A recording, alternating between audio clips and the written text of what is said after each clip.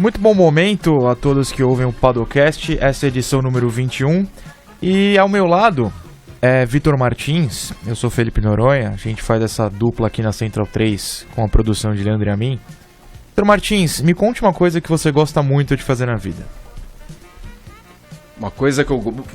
Bom dia, boa tarde, boa noite, boa madrugada para todos. Uma coisa que eu gosto de fazer muito na vida, eu gosto de dormir. Porém, não tenho conseguido. Dormir não se encaixa na pergunta que eu preciso fazer em seguida, troca. Tipo plantar maracujá, escolhe alguma coisa. Caramba, eu gosto muito de plantar. Não maracujá apenas, mas... Agora eu tô plantando tomate. Tomate também. Você lembra a primeira vez que você plantou tomate na sua vida? Sim, foi semana passada. Semana passada? Você ficou emocionado? Você acha que é uma coisa que você jamais vai esquecer? Não. Triste isso. Eu fiquei preocupado porque a terra parecia que não fosse produtiva. E aí depois começou a brotar o tomate. Que você imagina essa cena? Você devia ter feito um time-lapse que fala, né? Sei lá, deixa a câmera eternamente lá e mostra o tomate. Um dia eu vou contar a história de Renando Couto e o tomate na cara dele. Eu não gosto dele, então tudo bem. Que é isso? Vamos lá, esse é o Padocast 21 e o tema é esse. Apesar de Vitor Martins ter esquecido a primeira vez que ele plantou tomate, hoje falaremos de vitórias de pilotos que jamais esqueceram, porque a primeira vez, diz aquele clichê, a gente nunca esquece. Inclusive, se você estiver ouvindo o Padocast pela primeira vez, dificilmente você vai esquecer, porque já teve em 1 minuto tomate, maracujá, jogar tomate na cara dos outros, revelação de que não gosta de outras pessoas. É um programa, de fato, multiuso, digamos. Por que o tema hoje é esse? Porque no último domingo, na MotoGP, Danilo Petrucci venceu pela primeira vez. Temos esse meio de semana, e no próximo domingo tem o GP do Canadá da Fórmula 1, que é o palco da primeira vitória da história de Lewis Hamilton na categoria. Como a gente já elegeu ele aqui o maior piloto de todos os tempos da Fórmula 1, é um tema que eu achei válido. Espero que os senhores gostem. Já temos pessoas na ligação também, Leandro e a mim? Eu preciso enrolar um pouquinho mais. Já temos, então ótimo. Porque a gente vai abrir com o MotoGP, Vitor Martins, e para isso a gente precisa falar, claro, com Juliana Tesser, a nossa setorista, editora, ou enfim, o cargo que ela quiser. E você, porque você é o chefe do Grande Prêmio na MotoGP. Ju, bom dia, tudo bem? Bom dia, tudo bem? E vocês? Estamos vivos. Você quer começar por qual piloto? Qual a primeira vitória de piloto? Temos uma listinha aqui que eu sei que você já teve acesso. Vamos do mais recente pra vitória mais antiga, né? Começando pelo Marques. Muito que bem. Vitor Martins, Marc Marques, adivinham qual foi o palco da primeira vitória dele na MotoGP? É a resposta mais fácil que você pode dar. Espanha. Não, lógico que não. Não? Estados Unidos, ele só ganha lá, ganhou todas na história lá, tirando a desse ano finalmente, quando caiu. Juliana Tesser, o Marques já tinha 212 vitórias nas 125, nas 250, até... Aliás, quando ele correu nas 125, mas já era Moto 2, né? Não era 250, mais o nome. Mas chegou na MotoGP... Ele correu na 125, era 125, depois da 125 mudou pra Moto 3. Então, ele correu na 125 e quando foi pra seguinte já era Moto 2. Certo? Isso. Então, exatamente. Certo. E quando chegou na MotoGP, na segunda corrida, já conquistou sua primeira vitória na categoria rainha. Classe rainha, né? Que vocês falam. Adoro esse termo, acho bonitinho. Classe ou categoria, tanto faz, pode escolher. Muito bem. E assim, a gente ainda não fazia ideia de que ele ia ser dominante nos Estados Unidos, o quanto ele é. Mas já tínhamos noção do quão bom ele era. O que você lembra dessa vitória? Acho que a gente já sabia que o Marques era incrível, mas eu acho que a gente não esperava que ele fosse tão incrível, né? Ele chegou nessa corrida, já conquistou a pole, e era a segunda corrida dele, né? Era muito cedo pra gente imaginar que ele fosse se adaptar tão rápido.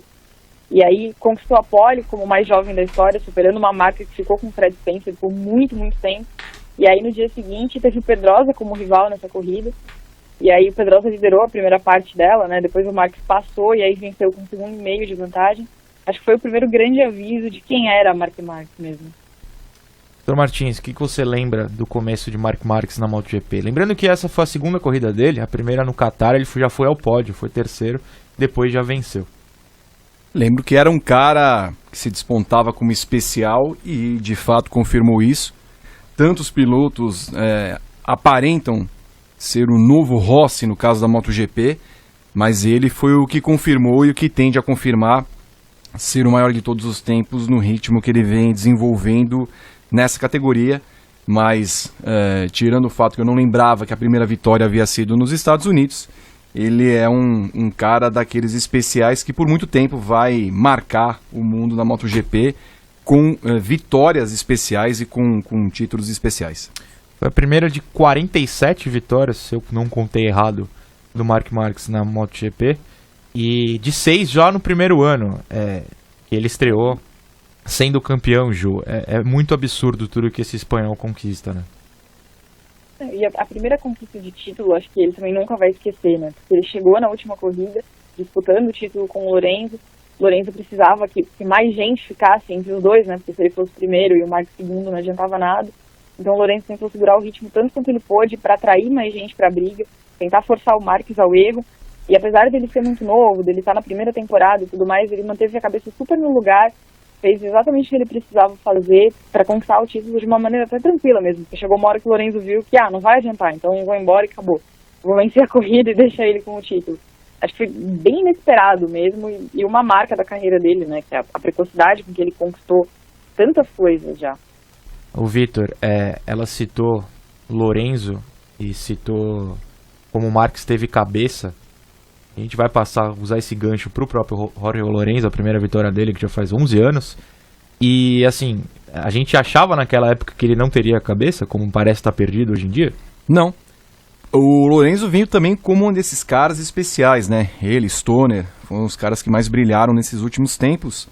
Mas as mudanças que o Lorenzo acabou tendo na carreira e a adaptação que ele acabou tendo como dificuldades, né? Tanto na Ducati agora como a Honda, acabam por a gente olhar para o Lorenzo do tipo, o que ele vai querer, o que ele precisa fazer, ele vai ter ânimo para continuar. Então eu às vezes olho para o Lorenzo como as pessoas olham para o Vettel. Não que eu acho que ele deva ser diminuído, nenhum dos dois casos, mas é engraçado como as pessoas colocam aquele ponto de interrogação na carreira dos pilotos, mesmo tendo conquistado o que conquistaram, mas essa dificuldade na adaptação acaba levando ao pensamento se ele é tão grande quanto a gente imaginava que fosse. Ju, a primeira vitória dele foi na terceira corrida na MotoGP, em Portugal, mas antes ele já tinha ido ao pódio 2 vezes, o primeiro no Qatar, logo na estreia. Você concorda com o que o Vitor disse?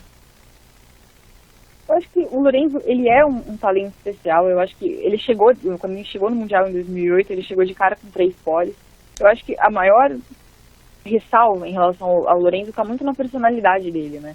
Quando ele chegou, ele era bem aquele estereótipo de um moleque folgado, sabe? Que acho que ninguém curtia muito por conta do jeito dele, né? Ele chegou meio que querendo se impor num lugar que era a casa do Rossi, e aí a relação entre os dois foi ficando ruim, até que veio o infame muro, né, dividindo os boxes e tudo mais. E aí isso acabou combinando com a saída do Valentino, depois ele voltou e tudo mais. Acho que a personalidade do Lorenzo sempre foi muito mais difícil. Talvez acho que ele tenha tentado mostrar uma coisa para as pessoas que ele não era. E aí acabou criando uma antipatia. Acho que o Lorenzo é um cara que, quando ele quer, ele sabe ser um cara super doce. Há uns anos atrás, ele fez uma iniciativa aí com uma menina que tem síndrome de Down, que é conhecida por conta das coisas que ela faz e tudo mais. Levou um monte de gente com síndrome de Down para os boxes da Yamaha. Então ele é um cara que, quando ele quer ser incrível, ele sabe ser incrível. Mas quando ele quer passar a impressão de que ele é um cara esquisitaço, daí ele passa isso como ninguém. Então acho que talvez a personalidade dele tenha sido uma coisa que joga muito contra. Mas o talento ele sempre teve. As mudanças, acho que ele não foi muito feliz com elas. E a da Honda, eu acho que a gente não esperava uma dificuldade tão grande. Uma vitória esquisitaça, por assim dizer, já usando a palavra escolhida, foi a de Andrea Dovizioso, a primeira dele, que ocorreu em 2009. E por que foi esquisita? Porque ele só foi voltar a vencer em 2016 de novo. Foi uma vitória completamente isolada na carreira por muitos anos. Ju, foi de fato uma vitória muito surpreendente aquela no Reino Unido, na Grã-Bretanha, em 2009? Ou foi só uma pinta do que o Dovizioso podia vir a ser no futuro? Acho que foi uma corrida muito doidona, né? O clima não estava dos mais normais, a pista estava molhada, daí deu uma secada, daí molhou de novo. A briga pela vitória envolveu o Lorenzo, Dovizioso, Rossi, Pedrosa e Tony Elias.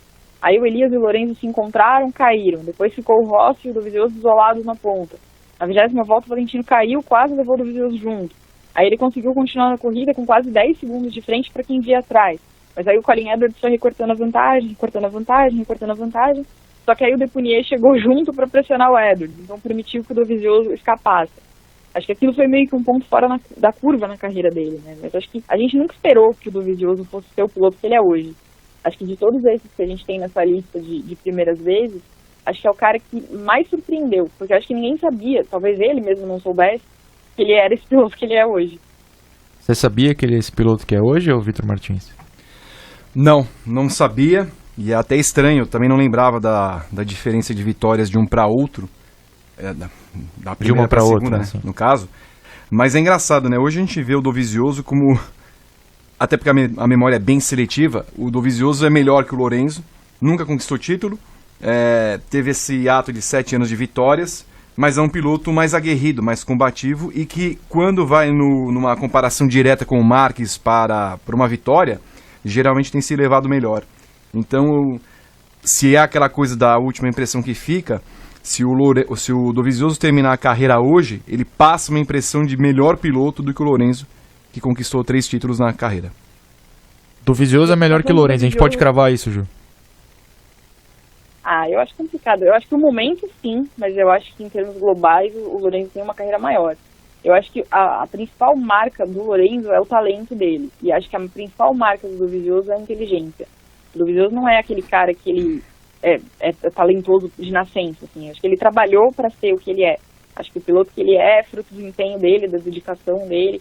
É diferente de caras como o Marques, como o Lorenzo, como o próprio Stoner, que nasceram com alguma coisa diferente, né? Acho que ele mais trabalhou para isso do que veio no berço. Vitor Martins, você nasceu com o seu talento ou você trabalhou para isso? Nasci, notoriamente, nasci com o meu talento, inclusive para agrônomo. Claramente. O tomate que nasceu errado. Você comeu o tomate que você plantou?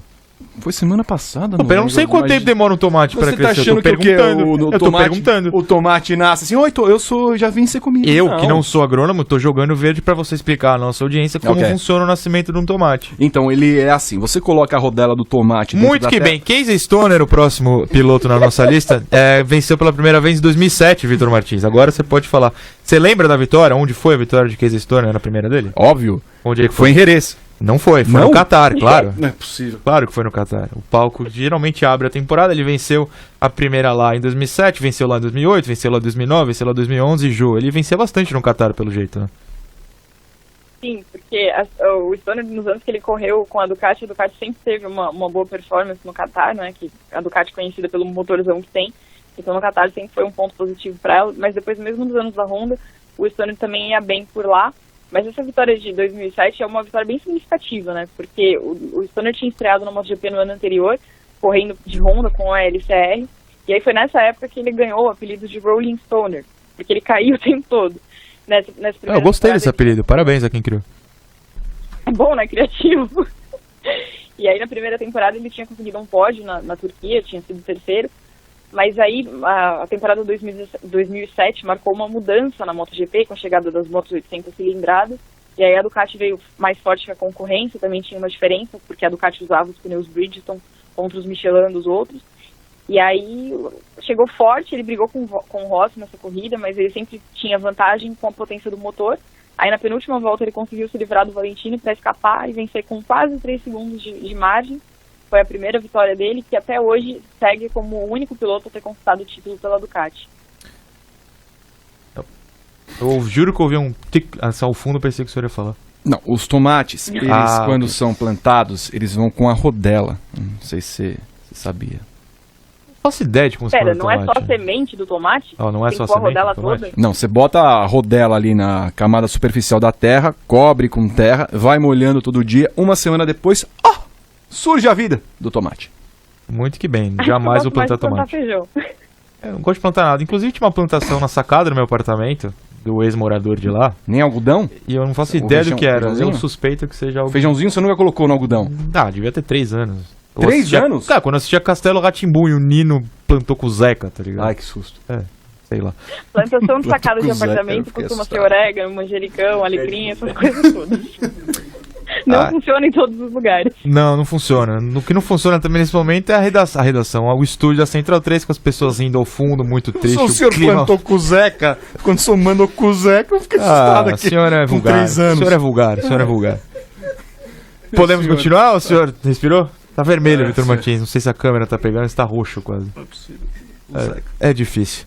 Enfim, a gente elegeu aqui também em alguns programas Valentino Rossi como o melhor piloto da história da MotoGP. Esse você lembra a primeira vitória, Vitor Martins? Do Rossi? Lógico. Óbvio, Então, GP qual da que foi? Itália. É impressionante como o senhor é 100% Não. errado, né, Juliana Tessa? Ele não acertou uma, né?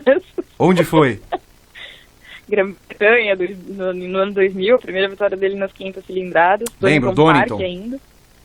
Pelo tem- menos acertou. Foi Então bem. vai, conta o que aconteceu na corrida. Conta o que aconteceu na corrida. Eu tava plantando alguma coisa naquele momento, eu acho que eu não lembro muito bem. Não era caráter, claramente. Né? Impressionante. Que é isso? Devia ter sido plantando bananeira, né? Possível. Ju, o que você lembra de tal vitória? Naquela corrida em Donington, o Valentino largou em quarto. Naquela época, as filas, né, ainda eram formadas por 4 motos e não 3. A pole era do Alexandre Barros, a pista estava molhada. O Valentino largou mal, mas muito mal. Ele despencou para 13º ainda na primeira volta. E aí ele foi escalando o pelotão. Na 10ª volta ele já era segundo, tinham 30 voltas. Na 19ª ele já estava em segundo. E aí foi indo. Aí chegou uma hora que ele passou com 3 voltas pro fim, né? Ele aproveitou um trilho seco na pista para conseguir passar o Jeremy McWilliams. E aí seguiu em frente para conquistar a primeira vitória dele. Foi a 9ª corrida dele nas 500 cilindradas. Antes ele já tinha conquistado 3 terceiros lugares. Ô Ju, uma pergunta. Você que ouviu muito daquela história de Senna 93, o que Rossi fez é similar 7 anos depois? Ai, cara, é difícil dizer, né? Eu acho que foi uma corrida... Eu assisti de novo ontem e eu acho que foi uma corrida menos espetacular do que aquela de Donington, porque eu acho que a questão da chuva não era tão, assim, gritante, né? Tanto que começou com a pista molhada, depois foi secando e tudo mais, então acho que são situações mais diferentes mesmo. Mas eu acho que a recuperação chamou atenção, né? Porque cair para 13º, nas condições que estavam a pista, que não era uma condição fácil, ele ter conseguido recuperar e tudo mais para poder vencer, eu acho que foi uma boa recuperação, mas talvez não compatível àquela do Senna. Satisfeito com a resposta, Vitor Martins? Muito obrigado. Muito que bem. Então, de MotoGP é isso, Juliana Tesser. Muito obrigado por mais uma participação. A gente abordou 5 grandes pilotos. Eu cortei um da lista porque a gente tem que manusear o tempo aqui. Mas um dia a gente fala dele ou não. Um ex-participante ou participante atual da Superbike? Eu não sei se a Superbike segue viva. A gente pode cravar? Bom, Superbike Brasil, né, no caso. Talvez, Brasil, acho que não, né? Mas, Então, a gente É um fica um participante mistério. da suspensa Superbike, né? Isso, obrigado pela definição, Ju. E obrigado por participar. É o Tonhão? Não, o Barros. Tonhão. Pô, Tonhão. Eu pensei no Anthony West. Não, a gente não tem muito interesse nele, né? Não, corre, claro que eu tenho. Então, deixa eu manter o... A mesa fala? Depende. Leandro a mim. Olha só pra calar a boca do Ricardo Domingues que tá nos ouvindo. Sei que isso, mas ele tá sendo mal educado. como é que é? Sei que vocês não leem os comentários. Lemos os comentários. Mas a primeira vitória do Rubinho na Fórmula 1 foi épica. Mas calma aí, a gente tá na MotoGP ainda, amigo. O pessoal tá nervoso, e tem sim. toda uma lista, tem um roteiro. Tá vendo? Tá lido. Quando não tem Tá roteiro, lido. reclama. Não tem roteiro, reclama. Eu desisto. Eu li o Vou fazer meio comentário, que- Ricardo Domingues. Agora você que se vire com a sua injúria. Leandro e a mim, você vai dar a informação? Não, vamos segurar um pouquinho. Tá ok. Vamos segurar um pouquinho. Na me dá deixa para quando for soltar a informação, senão eu me perco aqui. Tá bom. A Ju segue no telefone? Não, eu já tô indo pra outra. Ótimo, então vamos pra outra. Não deu nem tempo da menina se despedir, é um corte, é uma pessoa mal educada. Chop! On Impressionante. the chop. Bom, a gente vai entrar num território que eu desconheço porque não é uma categoria a qual eu acompanho muito. E Gabriel Curti está voando nesse momento de Curitiba pra cá, porque ele viu o Atlético ganhou ontem, né? O Atlético Paranaense. Ganhou de alguém. 1-0 Do Fortaleza. Fortaleza. Então, Índia eu não manjo muito. Então eu vou listar 3 vitórias aqui que o pessoal da redação recomendou a gente citar. O Yamin tá fazendo positivo, eu não sei o que é. Gabriel Jesus aqui, ó. Gabriel Jesus. É. Não, mas quem tá no telefone? É uma bagunça nesse estúdio. Ele tá no ar? Não temos ninguém? Não, agora não. A Índia, a Evelyn que vai entrar a daqui a Evelyn, pouco pra famosa Fórmula 1. Mas a Fórmula 1 eu vou Até enrolar daqui a- muito Até daqui a pouco, pela Evelyn. cobrança. Cobraram tanto que agora eu vou enrolar. O Rubinho vai bom. ser amanhã no podcast. Perfeito. Indy, Vitor Martins. Eu quero saber se você lembra de algumas coisas. Fernando Silva recomendou que a gente falasse da vitória de André Ribeiro no Rio de Janeiro em 96. Você lembra disso? Lembro, foi no Oval. Ah, isso eu lembro. Finalmente, então pode comentar, por favor, por que foi especial e Fernando queria que a gente falasse dela. Não, Você não consegue ir tão eu não longe. consigo expressar em palavras que foi, acho que a primeira corrida do Oval, do falecido Autódromo de Jacarepaguá. Oval Emerson Fittipaldi, né? André Ribeiro dominou aquela corrida. E depois, né, a gente quase não soube mais do André Ribeiro, a não ser que ele era coligado à Honda, tem concessionárias Honda. Até hoje é assim, né?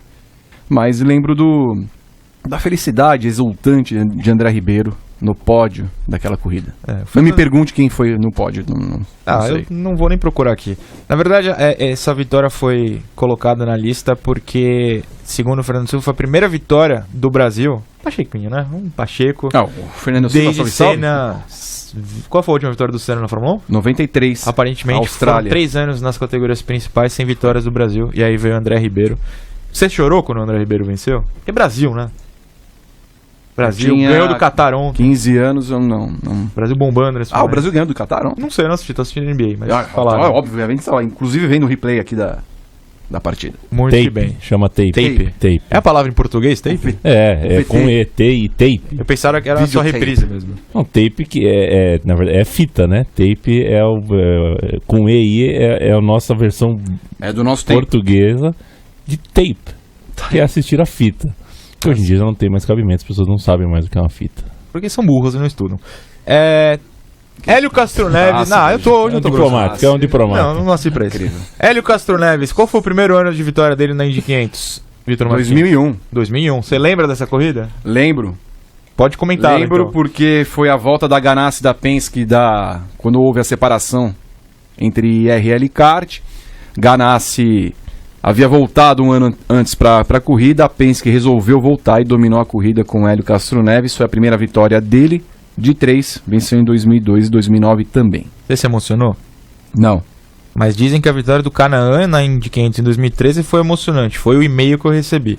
Eu não assisti a corrida em 2013, mas... Olha só. Hoje aqui.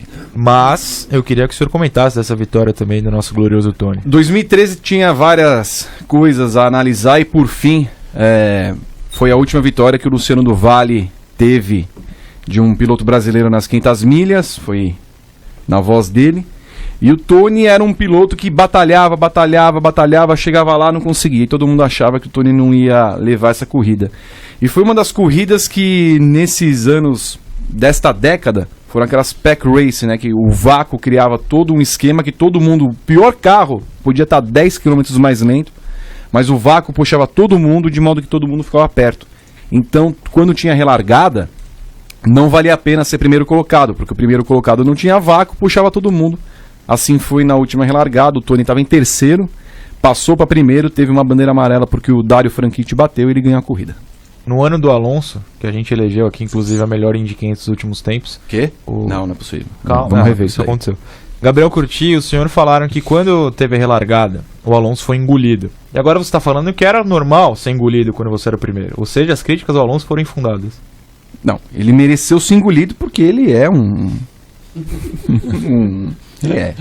Ele é maravilhoso, exato. Não é maravilhoso. Né? O camarada não conseguiu se classificar para as 500 milhas agora. Porque é uma categoria que não merece a presença de negra. Categoria. O senhor está sendo... Olha, vamos mudar o vocabulário? É isso. Vamos mudar o vocabulário. O 2019, você vê que no Brasil permite falar muita besteira. No mundo a gente tenta não falar essas coisas. Teta de negra é aquele doce. Não quero saber, tá errado. Tem que trocar o vocabulário. Evelyn Guimarães, não escuta? Agora essa pergunta séria. Já ouço sim. Bom dia, Felipe. Bom dia, Vitor, Renato e a mim e a todos. Pergunta é: a gente vai pra Fórmula 1 ou a gente tem que enrolar porque o pessoal tá cobrando? Não, o Ricardo é Ricardo Domingues? É Ricardo Domingues? O Ricardo, o quê? O que? O do comentário. O crítico. Não, Ricardo Domingues é o do atleta, né? Medalhista olímpico. É o Ricardo Domingues. É isso. Mas ele ganhou medalha no Tirem a bebida do Yamin. Tirem a bebida do Yamin. Não, você tinha razão, era Ricardo. Eu achei que era outro. 31? Tá acontecendo aqui? Eu achei que era outra coisa. O Ricardo Domingues vai ficar louco se a gente não falar do Rubinho e da Fórmula 1. Não, mas o Rubinho vai ser o último, agora só por causa disso. O Ricardo Domingues que... Eu ia sugerir. Pode falar, Evelyn, desculpa. Não, eu ia sugerir exatamente isso, Noronha, botar por último, assim, o último cara pra falar aí nessas melhores corridas, nessas primeiras vitórias, né, de melhores corridas. Não tenha dúvida de que isso vai acontecer, mas Yamin, me explica, quem é o Ricardo Domingues medalhista, desculpa? Não é o do atletismo? Acho que foi do atletismo? é. Que Olimpíada? Do revezamento 4 por 100, não foi, não? Ricardo? Da Não tinha Olimpíada ou agora? Não, em 2000, acho. Não, como é que era o nome dele? Pera, eu tô abrindo a Não é lista. Claudinei, Quirino? Nossa Claudinei Senhora. Quirino, mas são 4. Calma, eu tô abrindo a lista. Vicente Lenilson. Calma aí. Meu senhor. Vamos lá. Você que... Cadê o braço aí? Pronto. Prata, né? Edson Ribeiro, André Domingos, André Domingos. Claudinei Quirino e Vicente Lenilson. É, O então. reserva era Cláudio Roberto Souza. Não tem um Ricardo e não tem um Domingues. Tem um Domingos. Tem um Domingos. Tem um Domingos, é. Você que... realmente. Você empresa que ouve o Padocast... Você empresa que... Você é Alcoólicos Anônimos que quiser anunciar aqui nesse Importante. programa. Nosso Leandro Yamin está entregue em plena quinta-feira de manhã ao álcool. Portanto, nós temos que ter cuidado com isso. Lembrando, somos especialistas em automobilismo, né, Vitor? Pra não parecer aqui que a gente fala pô, É verdade. Eu tava tentando lembrar quem sobre era atletismo, realmente. o Ricardo Domingues. Eu tô abrindo aqui, eu joguei no Google nesse momento, pra gente não falar nunca de Fórmula 1, agora eu joguei. Medalhista brasileiro Ricardo. Tem o Ricardo Prado, Que é o da nadador. natação. Mas ele medalhou a Olimpíada? Foi pra Prata, 84, isso, eu tá. acho. É, 84. Tem o Ricardo do vôlei de praia, que medalhava com o Emanuel. Se tiver um Ricardo Domingos, aí eu mudo minha Não, versão. eu tô caçando, calma. Não, acho que não tem. Tem um cara que não medalhou, que é o famoso Bimba, que é Ricardo O Vinic. Bimba. Ricardo Que- o quê? Bimba, é da Winick. vela, né? O Vinic. O Bimba, você não conhece o Bimba? Bimba. Um cara que chegou na última etapa, ele Velejador. podia ser 19º e era ouro. Aí foi 20º e perdeu a medalha. Você não conhece? Não lembro essa História história. maravilhosa. História maravilhosa. É recente Era aquele... daí? Não, 2000. Ou 2004. É o ano que o Brasil não ganhou ouro. Acho que é 2000. E aí ele podia ser... Não, é tipo... Se não é 19º, é algo do gênero. Se ele fosse, tipo, 30º, ele era bronze. E ele foi, tipo, 34º e entregou tudo. Foi... Ele não teve nem medalha, então. Nem medalha. Foi um épico. Dá uma Enfim, foi os Ricardos. Foi daí que eu surgiu o achei termo aqui. bimbada? Não. Não, ele era o Bimbo mesmo, só tá, isso. ok. Vamos voltar pro programa. Porque Bimbada é algo que dá certo, né? Enfim. Sei lá. Vamos voltar pro programa. Esse programa já vazou faz tempo. Deixa pra lá. Já foi pro brejo. Vamos voltar pro automobilismo, falar de Stock Car pra não... Não, mentira, vamos falar de Fórmula 1. Evelyn, vamos começar com o Schumacher, vai. Você lembra da primeira vitória dele, depois de tanta bobagem que a gente tá falando aqui? Lembrar não, mas... Deu uma Faz tempo. pesquisada. Faz tempo, foi em 92, na Bélgica. Pelo menos escolher um lugar legal. Agora sim, essas primeiras vitórias, é interessante que a maioria delas tem a chuva como protagonista, e essa do Schumacher é bem expressiva também. Ele correu na Benetton, né, ainda. E naquele ano, quando eles chegaram na Bélgica, o campeonato já estava resolvido já, o Mansell já era campeão por causa daquela Williams de outro planeta.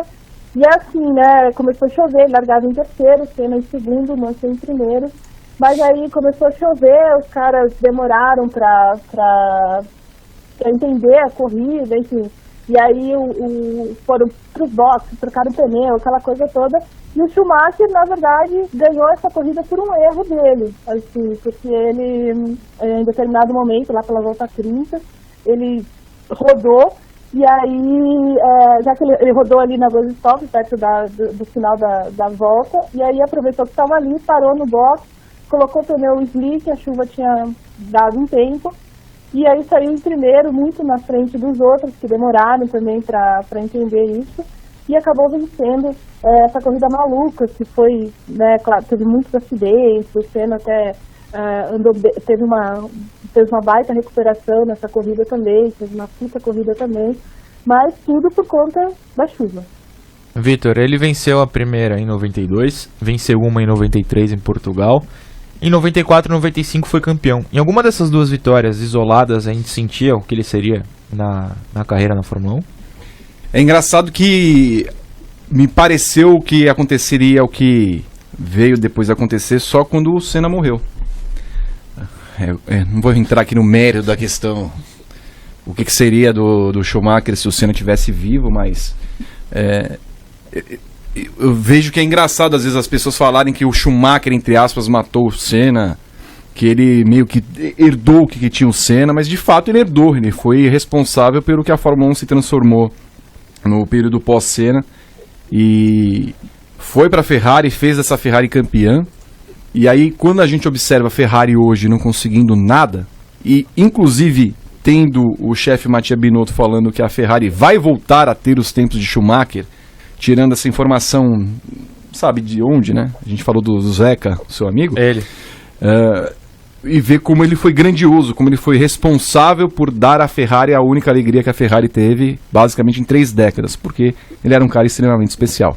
Falando em Binotto, falando em Ferrari, falando em única alegria na história, Sebastian Vettel, quando venceu pela primeira vez, Vitor Martins, Lembro. Itália 2008, eu Toro gosto Rosso. de caçar vídeos no YouTube de momentos do esporte, e a comemoração da Toro Rosso é um negócio como se fosse campeão do mundo, e não na Fórmula 1 com aquelas 8 rodadas de antecipação, 8 corridas de antecipação, mas tipo final de Copa do Mundo mesmo, é um negócio absurdo o quanto eles comemoraram. O que você pode comentar daquela corrida? Que o Vettel dominou também por causa da chuva, foi pole position e ganhou fácil a corrida. E tinha o fato da Toro Rosso ser a Minardi. A Minardi era o primo pobre da Fórmula 1 por anos e anos, foi assim. Em tempos de Martini, quem outros pilotos que a Minardi teve? Fittipaldi também correu lá. Quem? O Alonso correu correu lá. lá. O Alonso é fraco. Mas, quando a gente entrevistou o Alonso ano passado, ele fez questão de citar a Minardi. Porque eu tinha Falando perguntado do primeiro carro dele, se eu não me engano. Ele falou, mas o primeiro carro, bom ou a Minardi? Eu falei, a Minardi. Aí ele deu um risinho, tão lindo, né? Mas enfim, continua. Você se apaixonou naquele momento? Foi Não, a já primeira era. paixão? Não, já era antes. Ah, tá. Mas então, eu até me perdi. O que eu tava falando mesmo? Do Vettel. Do Vettel. Aquela corrida da Toro Rosso falou assim, cara, o cara ganhar com uma Toro Rosso, de cara mostra que é um cara especial. Tanto que foi em 2008, 2009 foi pra Red Bull, chegou em segundo no campeonato, ele passou o Rubinho no final do ano que o Button ganhou, e aí em 2010 a 2013 ele engatou os 4 títulos. Naquele período, 2008 a 2013, você olhava pra esse cara vai ser o maior de todos os tempos. Aí, 2014 mudou o regulamento, não foi bem na Red Bull, 2015 foi pra Ferrari. E aí a gente vê o Vettel hoje com aquele asterisco. E aí, o que vai ser da carreira do Vettel? O Evelyn, E ele... mais uma coisa. Não, pode falar. Só queria completar o que o Vitor falou aí sobre o Sebastian Vettel, que foi ele que inaugurou também essa era de precocidade também na Fórmula 1, né? Porque naquele momento ele se tornou o piloto mais jovem a fazer pole, o piloto mais jovem a vencer, ele tinha 21 anos. Então foi ele que deu esse pontapé, depois, anos mais tarde, veio o Verstappen, né? Mas foi com o Sebastian Vettel que começou isso, de cada vez, os pilotos cada vez mais jovens vencendo, se destacando na Fórmula 1. Vitor, falando em pilotos jovens, temos o Verstappen, que venceu com 19? Tinha 19 anos, né? 18 anos. 18 anos. E temos o Hamilton, que venceu com 22. Escolha um dos dois pra gente comentar nesse momento. Vamos de Verstappen? Vamos de Verstappen. Espanha 2016, o recordista, a vitória do piloto mais jovem.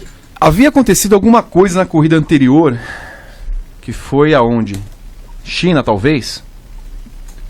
Evelyn, me ajuda aí que eu tô pesquisando. Porque eu lembro que assim, alguma coisa tinha acontecido, e aí naquela corrida em específico, né, porque todo mundo começou a disputar a vitória, foi um dos melhores GPs da Espanha que teve.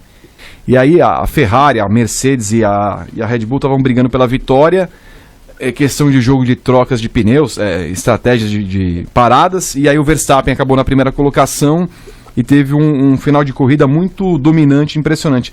Mas se eu não me engano, tinha alguma coisa anterior que o Verstappen tinha feito na Red Bull que ele não vinha bem, ele vinha sendo questionado naquela...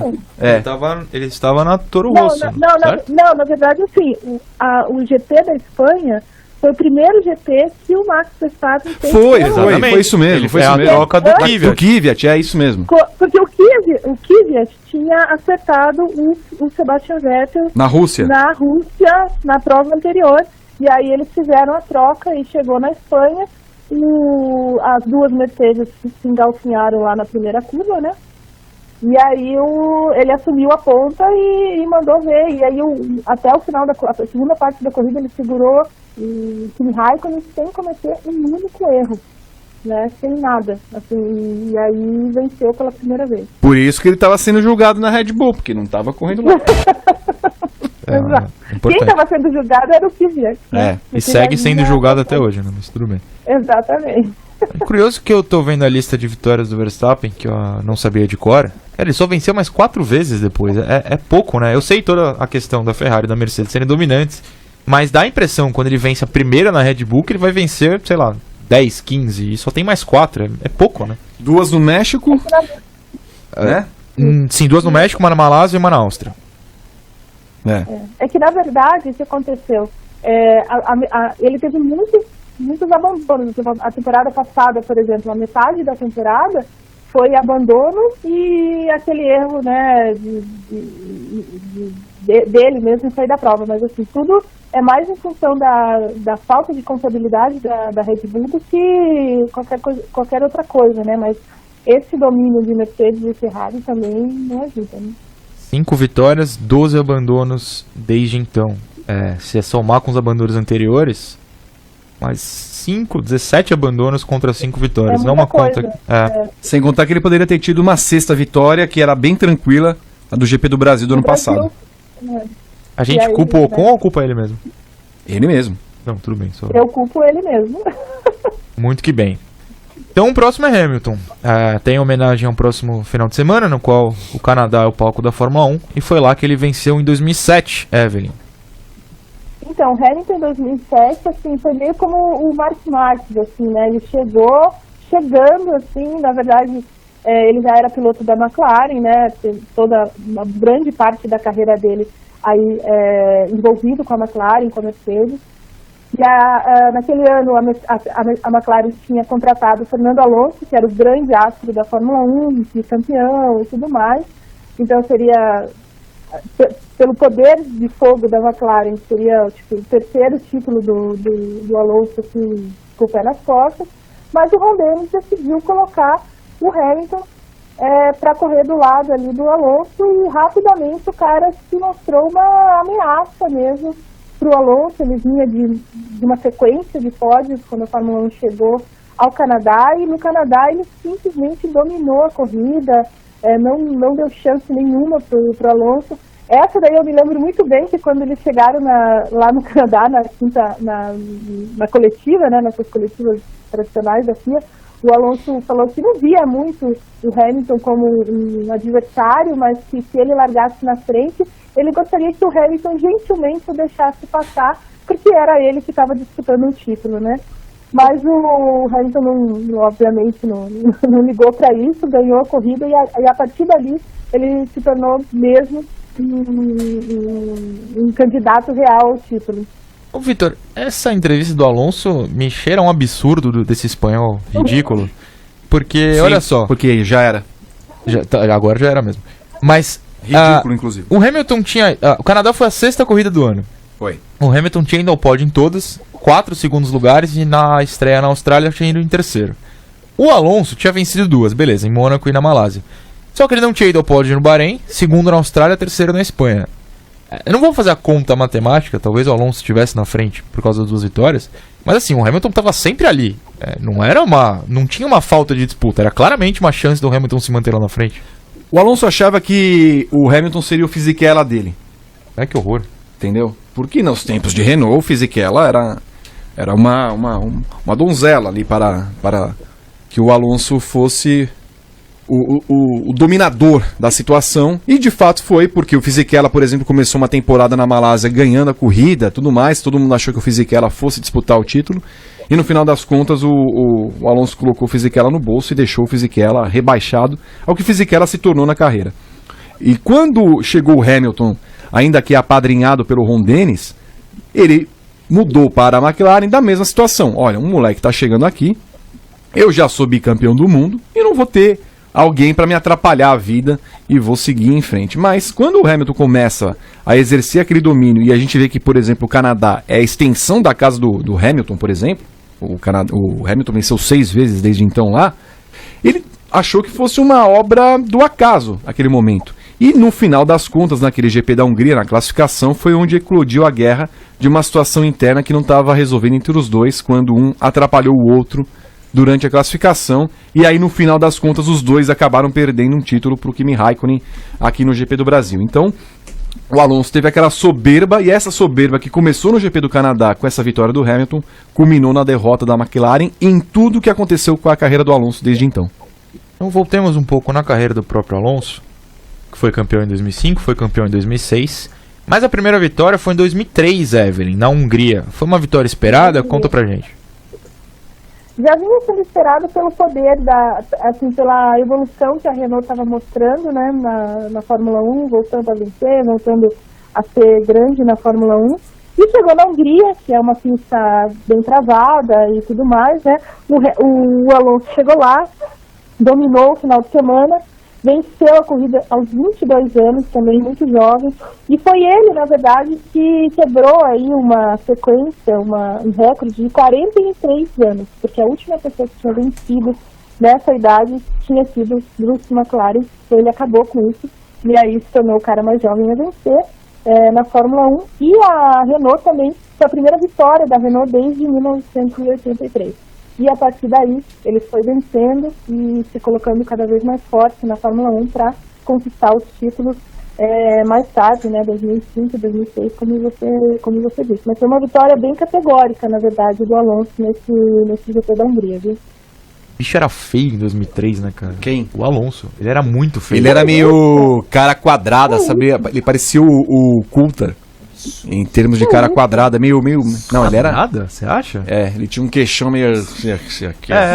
Não sei, o queixão eu concordo, não sei se quadrada. Mas enfim, Não, o senhor... o quadrado é o Coulter. Ele era meio gordinho, vai. Isso, ele tinha umas bochechas avantajadas. Marúnicas. Mas Aí é a sua opinião. feio, assim, feio não, né? Não, ele era bem feio. Feio é forte. Não, é palavra forte, né? Mas... vem nessa altura do programa, a gente já xingou o 20... Já xingou medalhista, já xingou o Vitor, que merece. Enfim. Você lembra dessa vitória, Vitor Martins? Não. Uma pena, porque eu não sei por que o senhor tá aqui no podcast, o senhor não lembra, falta memória. Me segura que senão vai embora. Fora. Fora daí. Impressionante. Felipe Massa, Vitor Martins, essa você lembra? Vou começar, porque agora é a Sessão Brasil. Sessão Brasil. Tem a vinhetinha fácil, Yamin? Brasil! Que bonito. 2006, Turquia. Finalmente acertou, saiu do... Não é à toa, Leandro, você tava aqui no nosso episódio do quiz, Sim. quando o Vitor Martins foi derrotado pelos ouvintes. De forma cachapante. Olha, A você caixa não tem punch. ideia Forma como caixa isso punch. foi carta marcada. Não, mas carta marcada ou não, você vai lá e desmarca. Você perdeu. marcada. E tá aqui a prova. Você não consegue acertar uma dos vitória. maiores roubos da história. O nosso querido Vai Júnior fora, venceu esse homem, de meu forma Deus. muito justa. Foi Não dá. até a Dinamarca teve, mutreta. Depois a gente descobriu que tinha mutreta mesmo. Eles criaram um grupo durante o programa exato. pra dar as respostas. Eu achei isso mágico, cara. Enfim, né? Escuderia GP, quem muito quiser barato. assine e derrote Vitor Martins. Mas tudo bem. Turquia 2006, Vitor. O que lembramos disso? Eu nada, no caso, porque 2006... Da corrida eu lembro pouco, de fato, mas o Massa teve um domínio, né, Evelyn? Ele liderou a prova inteira. Na verdade a Ferrari teve um domínio nessa prova, e parecia que seria uma dobradinha com Massa à frente do Schumacher, porque o Massa largou na frente. Só que um pit stop no meio da prova, a Ferrari, num raro erro da Ferrari de pit stop, ele demorou um pouco mais, ele voltou atrás do Alonso. E essa foi a graça da corrida, porque o Alonso já tinha feito isso em Imola, de ter pneus mais desgastados e conseguir segurar o Schumacher atrás. E isso se repetiu na Turquia, então o Alonso tinha pneus mais desgastados, o Schumacher voltou atrás dele e não conseguiu passar, e o Alonso segurou o Schumacher até o final da corrida, e isso deu uma chance também para o Massa escapar na frente e vencer sem muito problema essa corrida da Turquia, uma pista das mais legais. É uma pena que não tenha mais no calendário, porque a pista era bacana demais. E aí ele venceu, enquanto a graça mesmo da corrida foi essa disputa aí do Alonso com o Schumacher. 4 corridas depois, Vitor, o Massa ganhou pela primeira vez no Brasil. Foi aquela do macacão verde e amarelo, isso? Foi. Nossa, esse dia os brasileirinhos devem ter ido à loucura. Brasileiro Pacheco chorava. Meu Deus. Em prantos, Autódromo estava lá no cheio. pódio. Autódromo cheio, muito cheio. Bons tempos aqueles, né, Evelyn? Sim, que a gente se matava, sei lá. Você chorou? Não, Ah, tá. não chorei. Você tava no Grande Prêmio, obviamente, essa época. Alguém se emocionou, alguém levou esse ponto. O Grande Prêmio assim foi antes. Porque o Grande Prêmio é antes, você tá ligado? No Twitter tá bombando, tá bombando. Nós somos... A gente vai divulgar o Twitter ou deixa pra aquela? Não, Deixa pra lá. nem dá. Não, Bob tudo pra bem. mim. Mas Mas não é acho muito que o Vitor criativo. tava em Interlagos, não tava, o Vitor? Tava. Cobrindo. Não, eu não tava, Evelyn. Não tava porque Não no ano tava? anterior o nosso querido Flávio Gomes chamou pessoas a mais pra ir lá em Interlagos, aí as pessoas não foram, no ano seguinte a FIA perguntou, mas uai, você chamou gente no ano passado que não foi? E aí pra justificar, não tinha que justificar, eu acabei me ferrando também, não tinha nada a ver com a história, não foi? Que foi a primeira despedida do Schumacher, eu não vi. Não cobri a primeira despedida do Schumacher. Aí voltei em Assim 2007. como perdeu a despedida do Alonso no passado, tá vendo? Você perde grandes momentos não indo à Fórmula 1 no Brasil. Nossa, de graças a Deus. Lamentável. Muito bem, vamos continuar agora na nossa sessão Brasil. Tem a vinhetinha de novo, Yamin? Vinhetinha de novo? Agora é claro todas. Brasil! Ah, amigo. Coisa linda. Eu fiquei sabendo, eu não vi esse jogo, porque tenho mais o que fazer, inclusive a gente comentou da NBA. Qual? Mas parece que o Qatar perdeu um pênalti, quando perdeu, soltaram a vinheta. Banalizou a vinheta. Sim, foi. Banalizou a vinheta. Não, é, Fiquei sabendo disso. Eu vi o... Então agora a gente vai soltar toda hora. Solta de novo, André. Na Olimpíada, que tem. Eu não sei se eu posso. Acho que eu tô proibido de falar de esportes olímpicos. A gente, né, a gente né? faz o fact-checking aqui ao vivo. É, Pode então, falar. mas não, Mas assim, o Ricardo Domingues, ele foi... Quando ele medalhou, soltaram a vinheta, é isso? Não, então, a Globo se perde com o Brasil Zil nas Olimpíadas, porque tem uma porrada de esporte que ela transmite e não tá habituada, e ela vai se inserindo, né? Tipo, o Rodrigo Pessoa pulou com o Balubê do Rouet lá. Bum! Brasil Zil. E nem sempre é adequado. Quando é que essa vinheta começou a ser utilizada na Fórmula 1? Chernobyl 1986. Mas mais ou Foi- menos na época, eu não sei mesmo. Não sei, não tenho a menor ideia. Você quer falar de Senna ou Piquet nesse momento? Ah, nenhum dos dois. Nenhum dos dois? Pode Quer passar pular? pra Evelyn. Evelyn, escolhe um dos dois e comente, por favor. Bom, as duas vitórias, tanto do... Posso juntar as duas? Pode, apontou. O Vitor não quer falar, agora é tudo seu. O podcast é seu. Então, assim, na verdade, as duas vitórias aí categóricas, tipo, pole, liderando todas as voltas, melhor volta. A única diferença é que o Senna venceu com chuva, né? Então, essa talvez a do Senna fique mais marcada porque as condições estavam mais difíceis. O Prost venceu, o Nelson Piquet venceu a primeira vez em 1980, naquele circuito de Long Beach, que nós falamos na semana passada, lembra? Tem que acabar. E também com um grande elenco, como se chama, né, de pole, liderou as 80 voltas, volta mais rápida e tudo mais. O Emerson Fittipaldi largou da última colocação e chegou no pódio, então foi uma corrida até interessante do ponto de vista dele, mas a do Senna eu gosto mais porque foi na chuva, foi uma condição mais complicada lá no Estoril, em Portugal, que é uma pista bem curtinha, assim, uma pista bem pequena, mas é uma pista bacana também, cheia de sobe e desce e tal. E ele também liderou todas as voltas, não deu chance para ninguém e venceu essa corrida, tipo, é um épico, né, o Senna, mas ele corre na chuva e tal. Mas é uma corrida bem legal, assim, uma corrida bem interessante.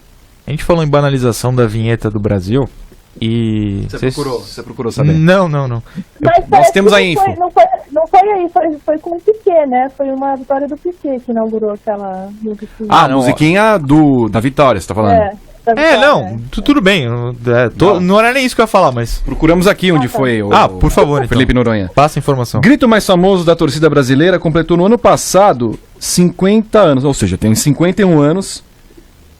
O bordão foi criado em 68 pelo locutor Edmond Zarif para a O que Rádio Globo. aconteceu em 68 que merecesse essa vinheta? 68 foi Olimpíada, né? Olimpíada. Calma. Eu não vou arriscar nada. Enquanto vocês procuram aí, eu registro que o Rodrigo Berton. No México. México, México, isso né? O Rodrigo Berton lembra aqui que o Bimba precisava ficar em 16º. Pra ser ouro ou pra ser bronze? Pra ser bronze. Olha lá, ele conseguiu ficar atrás. Chegou em 17º. Eu falei que era uma posição. Isso eu acertei. Glorioso Bimba. Quanto ano? Eu detestava o Bimba, se o Bimba estiver nos ouvindo. Ricardo Domingues, o Bimba. estiver nos ouvindo. Mas eu tinha uma raiva dele, tenho ainda, porque ele ganhava todo pan, né? Esse ano tem pan. Você é chaidista, é isso? Não, sei lá. Realmente de atismo não Você manjo. gosta de Ivan Moré? Né? Tá bom, já entendemos. Né? Ele vai fazer o PAN. Então, tem isso. Porque brasileiro que ganha no pan tudo, depois é pouco importa e não ganha nada, me irrita. E daí veio aquele famoso, a famosa vinheta do pam pam pam pam, Foi exatamente desse dia. Isso. criado por Alfredo Pan em 1700. Dono dela, a Panko. Como você muito bem sabe. Mas enfim, vamos voltar. É que a Evelyn falou, Vitor Martins, bota o fone aí, que a vitória do Senna foi épica. E aí eu lembro, não sei se você conhece Alexandre Cossenza, que escreve um blog num outro glorioso. site. Não vou falar qual site, ele escreve o Saque Voleio. Tá lá no site. E ele fala que a banalização do termo épico é marcante. Todo mundo fala que é épico, não sei o que. Acontece uma coisa, é épica. A Granja Viana lá tem pódio das 500 milhas. Qual é o nome? Escuderia GP é épico. Como assim? Qual é o nome? Calma. Esqueci. Faz tempo que eu não vou. Faz tempo que eu não vou. A gente vai chegar nisso.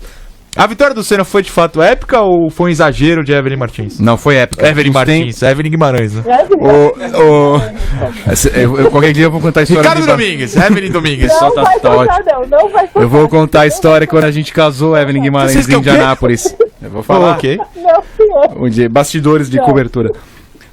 Ou o episódio qual você faltou, inclusive, né? Não me convidaram. Ah, Aí a vitória foi épica nos tempos em que épico era épico. Hoje a épica nossa, qualquer coisa é épica, lendária e histórica, como diria Fernando Silva. verdade. Então era uma conquista com C maiúsculo. É só Ok. isso que eu tenho pra dizer. Muito bem. Bom, só falta um na minha lista. Ricardo Domingues, chegou se o Ricardo Domingues ainda está ouvindo, que eu não estaria mais. Rubens Barrichello, Alemanha 2000. Foi épico? Foi, e essa corrida eu cheguei a me emocionar. Alguém marca esse momento, essa vai virar nota. Mas depois passou. Mas por que você se emocionou? Porque, cara, você imagina, o cara lá tá batalhando. Ele tinha 19 anos, hein? E já imaginava trabalhar contra Pera, quem tinha 19 anos? Ah, você tinha 19 anos. O cara tava lá, 7 anos tentando, aquela coisa toda que a Globo criou. Coitado, vamos ouvir de novo a vinheta, não sei o que mais. Pô. E foi uma corrida, histórica, porque o cara larga em 18º, acontece tudo o que acontece, chega no momento, Schumacher e Fisichella bateram logo na largada. A Ferrari largando lá atrás, as duas McLaren pareciam dominar a corrida, de repente chove. Cenário ideal pro Rubinho. Daí entra aquele louco, malucaço, Foi a corrida do louco, não é verdade. Teve essa e teve da Inglaterra 2003 com aquele padre lá, que é o Cornelius Nora, nunca vou esquecer esse nome. Ambas com vitórias do Barrichello. Ambos com vitórias do Barrichello. Então precisa entrar alguém na pista pro rapaz vencer. E gloriosamente, se bem que a corrida de 2003, o Barrichello venceria sem o cara. E na Stock ele vem sem cara, mas é capaz de ter, porque a Stock ultimamente, graças a certas entidades, tá invadindo gente, enfim. Sim. Imagina comissários andando ali na corrida não duvido, não. pro Zonta não E ganhar. aí, eles vão andar na pista e vão falar, não, mas tá punido o piloto. Porque quase atropelou o comissário. Não pode ser. Não pode acontecer. Mas enfim, não deixa pra lá. Mas aquela corrida foi muito boa por isso. Teve a invasão do torcedor, que acho que era alguém que estava rebelde contra a Mercedes na época. Então, e o fato do Rubinho falar assim, não vou parar no box quando metade da pista estava molhada, dão também a noção de como foi importante aquela primeira vitória, pelo contexto e como ela acabou acontecendo. Então a gente lembra com bastante riqueza de detalhes, porque foram vários pontos que foram entregando essa primeira vitória dele. Evelyn, qual adjetivo você usa pra descrever, então? Histórica. Acho que é como o Vitor falou, assim, foram muitas coisas que foram acontecendo naquele dia. O fato dele largar lá atrás, o fato dele ter a coragem de ficar na pista naquele momento, e lembrando que aquela Hockenheim não é a Hockenheim de hoje, né, que era a pista mais longa, uma pista de altíssima velocidade, incrível, e ele teve a coragem de ficar mesmo, né, não parar para trocar os pneus e levar o carro até o fim. Foi emocionante mesmo, assim, eu lembro bem dessa corrida. Acho que todo mundo, né, que acompanha Fórmula 1 desde muito tempo, assim, lembra com bastante carinho também dessa prova. Ô Vitor, o Barrichello nunca ganhou no Brasil na Fórmula 1, mas na Stock Car, adivinha qual foi o palco da primeira vitória dele? Lógico, foi Interlagos. Interlagos. Eu sei que você chutou, mas era só pra fazer esse Eu gancho. ia falar Londrina. Não, porra, o gancho era muito óbvio, cara. Interlagos, pô. Difícil. Evelyn, muito obrigado. Encerramos com Fórmula 1 nesse momento. Parabéns, Ricardo Domingues, você ouviu até aqui. Acho que está feliz. Falamos que foi uma corrida épica, histórica, maravilhosa, fantástica, a maior corrida da história, Alemanha 2000. Até a próxima, Evelyn. Gente, um beijo.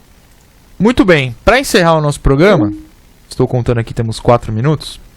Tem uma pessoa no estúdio a qual eu não apresentei porque eu não sabia que ela viria. Então ela chegou ao estúdio para comentar a nossa primeira vitória, que na verdade não foi vitória, foi um primeiro pódio, quando a Escuderia GP em 2017, certo? Sim, senhor. Foi ao pódio nas 500 milhas da Granja Viana, a maior competição do kartismo nacional. Renato Ribeiro, nosso chefe de equipe, conte pra gente como é que foi, por que foi épica, histórica, maravilhosa, tudo mais. Valeu medalha em Olimpíada, foi tudo. Eu acho que vale mais que medalha em Olimpíada mesmo. Primeiro, bom dia a todos que estão ouvindo. Eu não viria aqui, afinal, não gosto de vocês. Odeio, recíproco. Detesto vocês. Mas foi obrigado por Vitor Martins. Nosso primeiro pódio na escuderia GP, sai de uma ideia maluca que é de levar kartistas amadores para andar as 500 milhas da Granja Viana com profissionais. E a gente sem experiência nenhuma, o chefe de equipe aqui que nunca tinha sentado num kart na vida, o outro que cobria ali que já tinha capotado um kart. Verdade, dias antes, num evento com um piloto maravilhoso de Bonito. Eu fico me perguntando, será que o Alonso viu um carro capotar? Eu espero que sim. Ficará um mistério pra sempre. Eu espero que sim. Espero que ele lembre de você um dia. Se você chegar e falar pra ele, olha só, eu capotei um kart. Não... Ah, era você? Pô, pode acontecer. Já pensou? É um belo começo de um date. Já pensou? Pô. Eu penso todo dia. Mas foi uma ideia maluca que a gente teve e, pô, uma corrida de 12 horas, a gente não tinha muita ideia do que era, a gente não fazia a menor ideia do que a gente tava fazendo ali, a grande verdade é essa. E os meninos, Alício Del Nero, Alisson Nazário, vamos ver se eu lembro de todo mundo. Miguel Capuccio, Gustavo Ariel, Alfredo Salvaia, Ricardo Talarico. Os 6, isso. Os 6, pô, a memória tá boa. E os meninos conseguiram um terceiro lugar, que era para ser um segundo, né? Sempre vou lembrar disso. Sou um cara frustrado, apesar do resultado, porque era para ser um segundo lugar. Mas por que era para ser segundo? Porque na última troca de pneus, a gente continuou com o pneu macio no aro e terminamos a corrida com ele no aro, sendo que a gente tinha meio jogo de pneu duro novo ainda. Então a gente devolveu um jogo de pneu duro para o kartódromo ainda. E o rendimento foi lá no chão, Gustavo Ariel que fez a última perna no aro. Mas foi um momento legal porque a gente teve a experiência como veículo de entender como funciona uma corrida e ter o prazer, gostinho de pódio, né? Pódio é legal, troféu é legal e a gente gosta desse negócio aí. Esse dia foi uma derrota pessoal pra mim, porque o chefe desse site, por acaso está aqui, me escalou pra primeira metade da prova. E aí eu e Natália Deville fomos embora na metade da prova, porque... Tava trabalhando 27 horas. Na verdade, porque a gente tava em 30º qualquer coisa, né? Não, mas aí o Gabriel e o Marum, se eu não me engano, substituíram. E aí o Gabriel, que não cobriu nenhuma Copa GP na vida, tá no pódio. E eu cobri todas da classificação, não estava no pódio, não estou na foto. Foi muito triste. Mas se esse foi o nosso primeiro pódio, a gente nunca chegou a liderar, né? Na nossa categoria. Tem algum momento a gente foi líder? Acho que nenhuma das duas. Em corrida não, nos treinos sim.